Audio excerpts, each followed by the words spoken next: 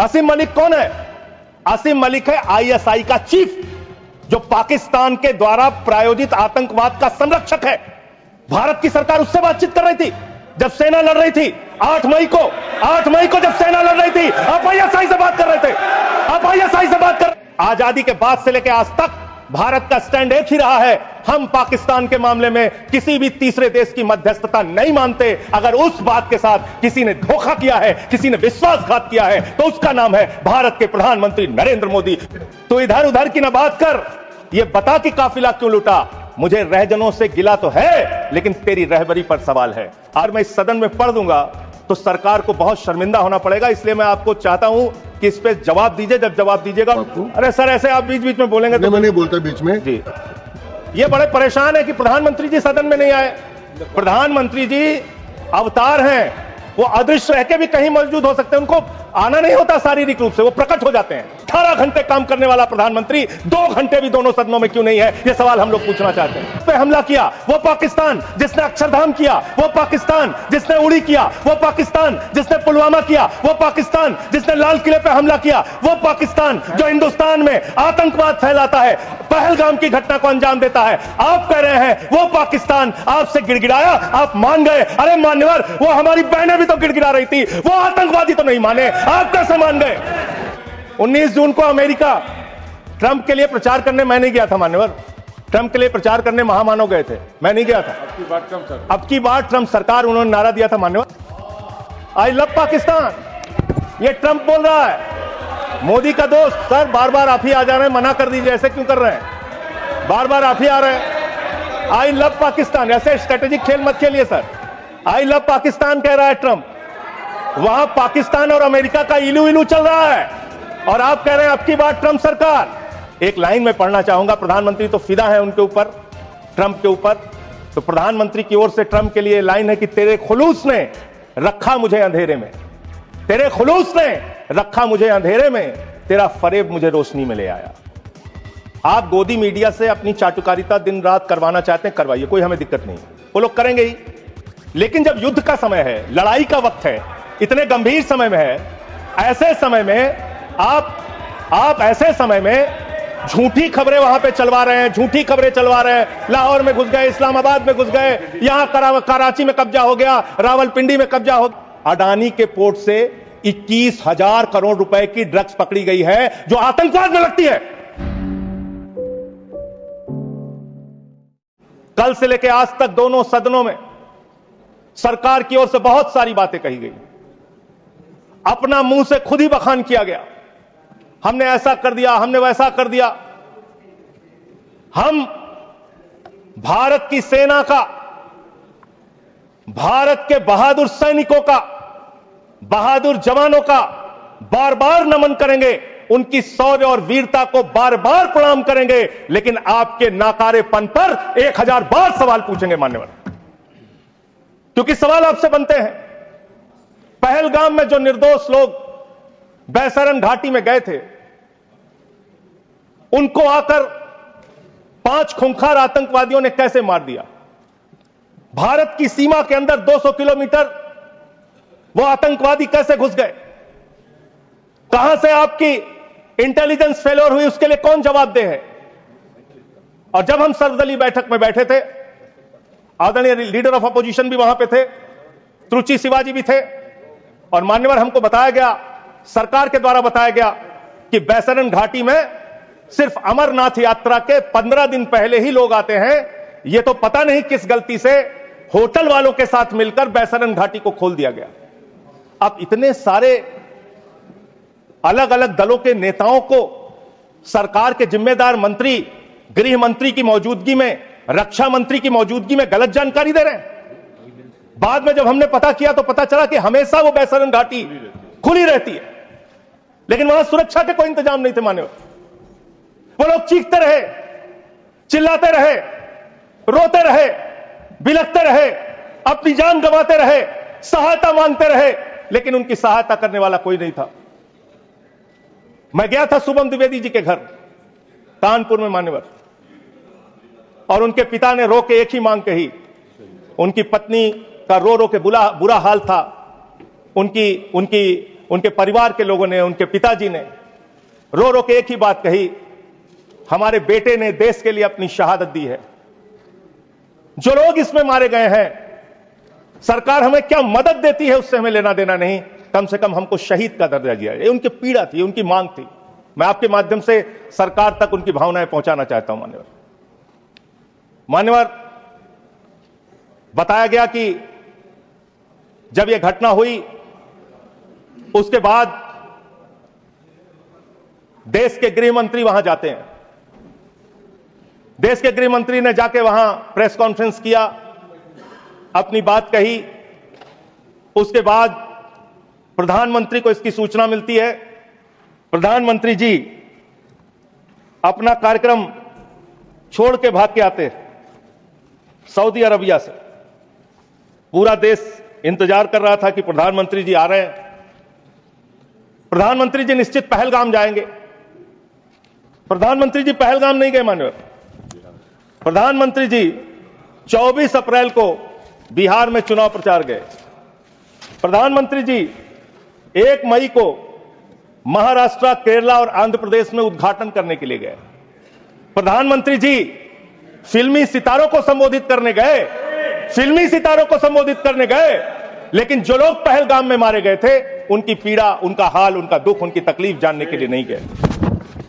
मान्यवर, यहां कहा गया सेना के शौर्य को, बहादुरी को नमन कीजिए। हम करेंगे, बार बार करेंगे, लेकिन आपने सेना के लिए क्या किया? जया बच्चन जी कह रही हैं, क्या यह देश जानना नहीं चाहता? जया बच्चन जी कह रही हैं कि आप गलत बोल रहे हो। कौन कह रहा है? जया बच्चन जी। आपने उतनी दूर से नहीं सुना होगा मान्यवर, आपने सुना नहीं होगा। आप सुन लीजिए मान्यवर, आप सुन लीजिए, कृपया सुन लीजिए मान्यवर। तो फिल्मी सितारे जो आपने कहा ना, वो जिस तरह से आपने कहा कुछ डेरोगेटरी लगा, यही मेरा उद्देश्य। मान्यवर, नहीं, मैं ये नहीं कह रहा हूं कि फिल्मी सितारों को आपने संबोधित किया या किसी आप कार्यक्रम में गए, लेकिन आपकी पहली प्राथमिकता भारत के प्रधानमंत्री के तौर पे क्या थी? सवाल यह है कि पहली प्राथमिकता आपकी क्या थी? पहली प्राथमिकता थी देश में आते, बिहार का चुनाव छोड़ते, पहले आप पहलगाम जाते। पहले आप उस घटना स्थल पे जाते। हमारा सवाल यह है, अभी त्रुचि शिवाजी बहुत दुखी थे, कह रहे थे प्रधानमंत्री कहां है, सदन में क्यों नहीं आए, प्रधानमंत्री कहां है, प्रधानमंत्री कहां है? अरे शिवाजी, वो अवतार है, इंसान नहीं है, वो अवतार है, कृपया भगवान है, अदृश्य। इधर देखें, अदृश्य नहीं, कल तमिलनाडु में ही थे। अभी सर, ये बड़े परेशान है कि प्रधानमंत्री जी सदन में नहीं आए। प्रधानमंत्री जी अवतार हैं, वो अदृश्य रह के भी कहीं मौजूद हो सकते हैं, उनको आना नहीं होता शारीरिक रूप से, वो प्रकट हो जाते हैं, प्रकट हो जाते हैं। नॉन बायोलॉजिकल है सर वो, तो इसलिए प्रधानमंत्री कभी नहीं आते ऐसे मसलों पे। 18 घंटे काम करते हैं प्रधानमंत्री, लेकिन इतने गंभीर विषय पे दोनों सदनों के अंदर चर्चा हो रही है। 18 घंटे काम करने वाला प्रधानमंत्री 2 घंटे भी दोनों सदनों में क्यों नहीं है? यह सवाल हम लोग पूछना चाहते हैं। आपको इसका महत्व नहीं नजर आता? आपको कह रहे हैं आपकी बात सुनने के लिए नहीं आना चाहते, राजनाथ सिंह की बात सुनने आ जाते। ये लोग भी बकवास करते हैं। हम लोग जब बोले मत सुनो, भेज दो वापस, कम से कम अपने लोगों की तो सुनने आ जाओ। बकवास वो भी सुनने नहीं आते, बकवास बोला सब, बकवास सब नहीं, उन्होंने बोला हट जाएगा दोनों। जैसे आप उनका सुन ले, वैसे मैंने उनका सुन लिया, मैंने उनका सुन लिया। तो आपके मंत्री यहां बकवास करते हैं? आपके माननीय मंत्री, सांसद, नेता जो आते हैं यहां बकवास मत बोलिएगा, आप चेयर ने मना कर दिया। चलो मान्यवर, ये सेना के सम्मान की बात हो रही है। आपने कितना सेना का सम्मान किया? 3 साल तक भारत के सेना की भर्ती बंद रही मान्यवर, और उन 3 सालों में भर्ती बंद होने के कारण 1,80,000 सेना की तादाद को कम किया गया। उसके लिए आप जिम्मेदार हैं। बार बार आपसे सवाल पूछा जाएगा और आपकी आलोचना होनी चाहिए। आपने भारत की सेना में भर्ती होना, वो चाहे उत्तर प्रदेश का नौजवान हो, चाहे बिहार का, चाहे हरियाणा का, चाहे राजस्थान का, चाहे हिंदुस्तान के किसी कोने का हो, उसके लिए गौरव और सम्मान की बात होती थी। सुबह 4 बजे उठ के दौड़ लगाता था, मेहनत करता था, उसकी मां दूध पिला के तैयार करती थी अपने बेटे को कि कभी जरूरत पड़ेगी तो अपने प्राणों की आहुति देके भारत माता की रक्षा करेगा। ये आपने उस जगह पे 4 साल की नौकरी कर दी। आप सेना के सम्मान की बात करते हैं। आपके पास सब कुछ के लिए पैसा है, अपने दोस्तों के ऊपर लुटाने के लिए लाखों हजारों करोड़ रुपए है, लेकिन सेना के जवान को आपने अग्निवीर बना के 4 साल की योजना में उनको जवान बना दिया, उनके लिए तनख्वाह देने के लिए पैसा नहीं है आपके पास। बीएसएफ के जवान, सीआईएसएफ के जवान, पैरामिलिट्री फोर्सेस के जवान, उनको पेंशन देने के लिए पैसा नहीं है, शहीद का दर्जा देने के लिए पैसा नहीं है आपके पास। आपके पास सीआरपीएफ के जवान, उनको पैरामिलिट्री फोर्सेस को आपको पेंशन देने और शहीद का दर्जा देने का पैसा नहीं है। आप सेना के सम्मान की बात करते हैं, आप सेना के सम्मान की बात करते हैं। मान्यवर, सबसे बड़ा दुख इस बात का हुआ, कल से कहा जा रहा है नहीं, हमने अपने आप सीज फायर डिक्लेयर किया, हमने अपने आप सीज फायर डिक्लेयर किया, इसमें किसी तीसरे देश का हस्तक्षेप नहीं है। आजादी के बाद से लेकर आज तक भारत का स्टैंड एक ही रहा है, हम पाकिस्तान के मामले में किसी भी तीसरे देश की मध्यस्थता नहीं मानते। अगर उस बात के साथ किसी ने धोखा किया है, किसी ने विश्वासघात किया है, तो उसका नाम है भारत के प्रधानमंत्री नरेंद्र मोदी। मैं इस सदन के अंदर कहना चाहता हूं, आपने उस भावना के साथ विश्वासघात किया है। मानवर, अमेरिका की मध्यस्थता आपने स्वीकार की,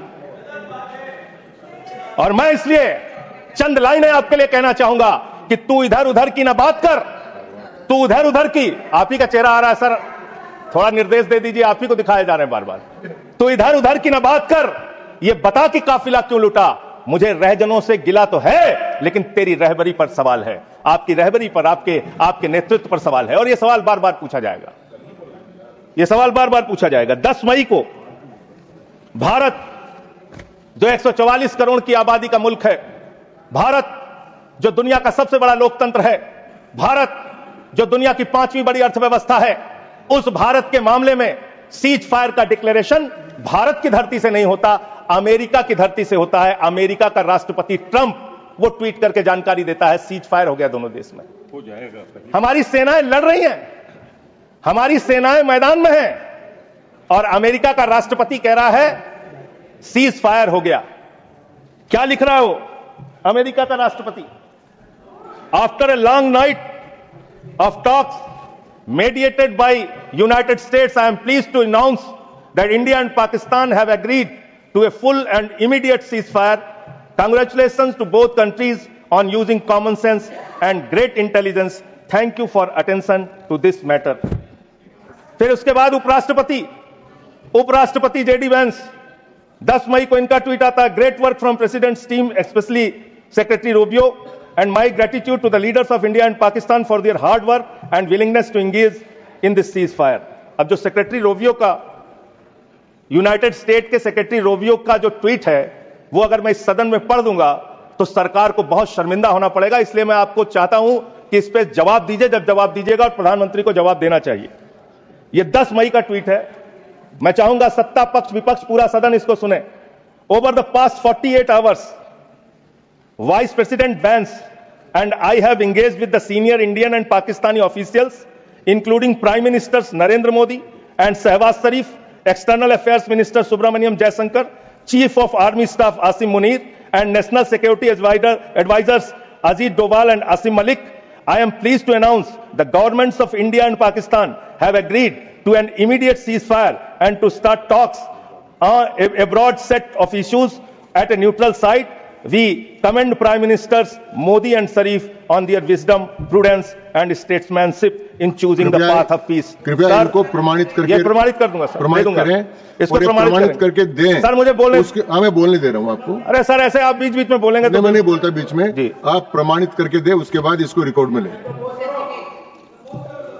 हाँ सर, इसको हटा क्यों रहे हैं आप? नहीं हटा रहा हूं, मैं कह रहा हूं कि आप मैं ये कह रहा हूं कि ये प्रोसीडिंग में जाएगा। मैं इसको दे रहा हूं सर, आपको दे दूंगा। हाँ, दीजिए, दे दूंगा सर। मान्यवर, मैं बड़ी विनम्रता पूर्वक इस सरकार से ये पूछना चाहता हूं कि ये सेक्रेटरी, यूनाइटेड स्टेट का सेक्रेटरी जो है रूबियो, वो कह रहा है 10 मई को कि पिछले 48 घंटे से प्रधानमंत्री नरेंद्र मोदी से, पाकिस्तान के प्रधानमंत्री शरीफ से, वहां के एडवाइजर आसिम मलिक से हम लोग बातचीत कर रहे थे। आसिम मलिक कौन है सर? आसिम मलिक कौन है? आसिम मलिक है आईएसआई का चीफ, जो पाकिस्तान के द्वारा प्रायोजित आतंकवाद का संरक्षक है। भारत की सरकार उससे बातचीत कर रही थी, जब सेना लड़ रही थी 8 मई को जब सेना लड़ रही थी, आप आईएसआई से बात कर रहे थे, आप आईएसआई से बात कर रहे थे। आसिम मुनीर और आसिम मलिक दोनों से आप बात कर रहे थे, आप बात कर रहे थे आईएसआई से। हमारी सेना लड़ रही थी, आप आईएसआई से बात कर रहे थे, एक मिनट, आप शरीफ से बात कर रहे थे, क्या आप पॉइंट ऑफ पाकिस्तान ऑर्डर से है? बात कर रहे थे। एक पॉइंट ऑफ ऑर्डर, माननीय सभापति महोदय, निवेदन है, रूल सर, रूल आपके माध्यम से माननीय संजय सिंह जी को सर, मैं निवेदन सर। करता हूं, एक बार वो ट्वीट को जिसको ऑथेंटिकेट करने की बात कर रहे थे, मैंने उनको वो वापस पढ़ें और पढ़ करके हिंदी में, या तो मैं तो गांव का आदमी हूं, अंग्रेजी समझता नहीं, समझा दें कि इसमें कहां इंटरप्रिटेशन है कि भारत सरकार बात कर रही थी उससे। अपने कन्वीनियंस से इंटरप्रेट क्यों कर रहे हैं साहब? फिर से पढ़ देता हूं सर। मैं मंत्री जी की मांग का समर्थन करता हूं, भाई मैं मंत्री जी की मांग का समर्थन करता हूं, मैं फिर से पढ़ रहा हूं। यह 10 मई का ट्वीट है, मैं मंत्री जी की मांग का समर्थन करते हुए फिर से पढ़ रहा हूं। देखिए, नियमों में over the past 48 Sanjay hours, Singh ji सुनिए, नियमों में बहुत स्पष्ट प्रावधान है कि हम किसी भी विदेशी राष्ट्रपति का, विदेश मंत्री का, किसी मंत्री का हम उल्लेख नहीं करेंगे। क्यों? लेकिन यहां किसका उल्लेख नहीं हुआ सर? मैंने आपको एक मिनट, आप चेयरमैन की रूलिंग है, सब सारी चीजों पे हम बोल सकते हैं मेरी सर। बात तो सुनिए, और हम क्रिटिसाइज तो कर नहीं मेरी रहे, बात सुनिए प्लीज। हमें जानकारी दे रहे हैं सदन को। मैंने आपको कह दिया कि आप ऑथेंटिकेट करके इसको दे दीजिए। नहीं, वो हिंदी में चाह रहे हैं सर, चलिए, वो हिंदी में चाह रहे हैं, मैं पढ़ दे रहा हूं सर इसको। आप अंग्रेजी में दे दो। हाँ, नहीं हिंदी में चाह रहा हूं, हिंदी में। ओवर द पास्ट 48 आवर्स, पिछले 48 घंटे में उपराष्ट्रपति Vance and I have engaged with senior Indian and Pakistani officials. तो इसमें प्रधानमंत्री मैं और अरे सुनिए तो भाई, नाम सुनिए सर, नाम सुनिए। Officials including prime ministers Narendra Modi and Shehbaz Sharif, external affairs minister Subrahmanyam Jaishankar, chief of army staff Asim Munir and national security advisers Ajit Doval and Asim Malik. Asim Malik ISI का प्रमुख है, आसिम मलिक आईएसआई का प्रमुख है। आपकी सरकार आसिम मलिक से कैसे बात कर रही थी? जो आतंकवाद को जन्म देते हैं, आप उनसे बात करते हैं? और वाइस प्रेसिडेंट बेंच ने की है, और फिर तो मोदी जी ने बात की, डोभाल साहब ने बात की, ये तो ठीक बात नहीं है, जबरदस्ती ठीक नहीं है सर। मैंने अपनी व्यवस्था दे दी सर। ये झूठा शब्द बोल रहे हैं, इनको झूठा शब्द तो नहीं आएगा, इनको आप आगे बढ़िए सर। इसके बारे में मैंने व्यवस्था दे चुका सर। मान्यवर 10 मई को, मदन जी कृपया बैठ जाए, 10 मई को यह सीज फायर की डिक्लेरेशन होती है। 5 जून को कृपया बैठ जाए, लीजिए यार सर, मैंने इसमें दे दिया व्यवस्था, कृपया बैठ जाए। 5 जून को पाकिस्तान को संयुक्त राष्ट्र संघ की एंटी टेररिस्ट कमेटी जो है उसका वाइस प्रेसिडेंट बनाया जाता है। हम जानते हैं इसमें अमेरिका की ही चलती है, अमेरिका के कहने पे बनाया। पाकिस्तान एंटी टेररिस्ट कमेटी का वाइस प्रेसिडेंट बन रहा है। वो पाकिस्तान जिसने 10 साल तक ओसामा बिन लादेन को अपने घर में छिपा के रखा, वो पाकिस्तान जहां मसूद अजहर है, वो पाकिस्तान जहां हाफिज सईद है, वो पाकिस्तान जिसने ताज पे हमला किया मुंबई में, वो पाकिस्तान जिसने संसद पे हमला किया, वो पाकिस्तान जिसने अक्षरधाम किया, वो पाकिस्तान जिसने उड़ी किया, वो पाकिस्तान जिसने पुलवामा किया, वो पाकिस्तान जिसने लाल किले पे हमला किया, वो पाकिस्तान जो हिंदुस्तान में आतंकवाद फैलाता है, पहलगाम की घटना को अंजाम देता है। आप कह रहे हैं वो पाकिस्तान आपसे गिड़गिड़ाया, आप मान गए। अरे मान्यवर, वो हमारी बहनें भी तो गिड़गिड़ा रही थी, वो आतंकवादी तो नहीं माने, आप कैसे मान गए? वो बहनें भी तो गिड़गिड़ा रही थी मान्यवर, वो भी तो कह रही थी आतंकवादियों के सामने कि मत मारो मेरे पति को, मत मारो, लेकिन मारा उन्होंने। आप कह रहे पाकिस्तान का डीजीएमओ बात कर गया, पाकिस्तान के डीजीएमओ ने कह दिया कि अब हम आगे कोई घटना नहीं करेंगे। आप मान गए उनकी बात? जिन्होंने संसद पे हमला किया, जिन्होंने लाल किले पे हमला किया, जिन्होंने मुंबई के ताज पे हमला किया, जिन्होंने अक्षरधाम पे हमला किया, जिन्होंने पहलगाम किया, जिन्होंने उड़ी किया, आप उनकी बात मान गए? पुलवामा किया, और पुलवामा मान्यवर, आप सेना के सम्मान की बात करते हैं मान्यवर। 19 जून को अमेरिका ट्रंप के लिए प्रचार करने मैं नहीं गया था मान्यवर, ट्रंप के लिए प्रचार करने महामानव गए थे, मैं नहीं गया था। अब की बार ट्रंप सरकार उन्होंने नारा दिया था मान्यवर। और ये 19 जून को क्या किया, उस ट्रंप ने 19 जून को क्या किया, 19 जून को उसने आसिम मुनीर को बुलाया, पाकिस्तान का आर्मी चीफ, उसको बुलाया सेना का, और उसको बुला के बंद कमरे में लंच कराया। लंच कराने के बाद नहारी खिलाया, हो सकता है नहारी खिलाया हो। और लंच कराने के बाद जब दोनों लोग निकले तो उस लंच में पता चला कि वो आसिम मलिक भी था, आईएसआई का प्रमुख जो था सर, वो भी था बातचीत में। जो इंडिया के अंदर जो आईएसआई आतंकवाद की घटनाएं देता है, जब को अंजाम देता है, वो भी था। तो जब उससे पूछा गया ट्रंप से what he wanted to achieve from meeting mister Munir, the US president said, well I stop the war, I love Pakistan, I love Pakistan. ये ट्रंप बोल रहा है। मोदी का दोस्त, सर बार बार आप ही आ जा रहे हैं, मना कर दीजिए, ऐसे क्यों कर रहे हैं, बार बार आप ही आ रहे हैं। आई लव पाकिस्तान, ऐसे स्ट्रेटेजिक खेल मत खेलिए सर। आई लव पाकिस्तान कह रहा है ट्रंप, वहां पाकिस्तान और अमेरिका का इलू इलू चल रहा है, और आप कह रहे हैं अब की बार ट्रंप सरकार।